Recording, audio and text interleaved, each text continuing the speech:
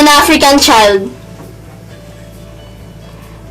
Born with a skin the color of a chocolate. Bright, brilliant, and articulate. Strong and bold, I'm gifted. Talented enough to be the best. I am an African child.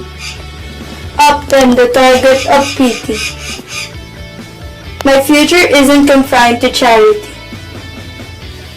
Give me the gift of a lifetime. Give me a dream, a door of opportunity. And I will try. I am an African child. Do not hide my fault. Show me my wrong. I am like any other. Teach me to dream. And I will become.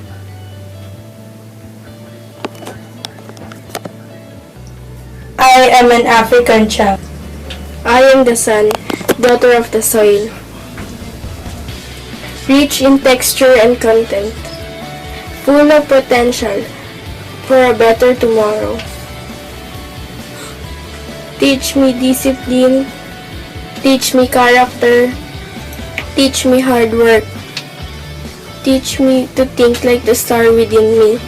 I am an African child. I can be extraordinary. Call me William Kamkwamba, the inventor.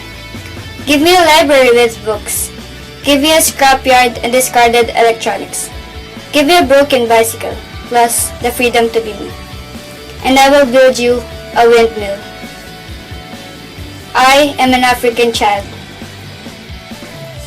We are the new generation, not afraid to be us. Uniquely gifted, black and talented, shining like the stars we are.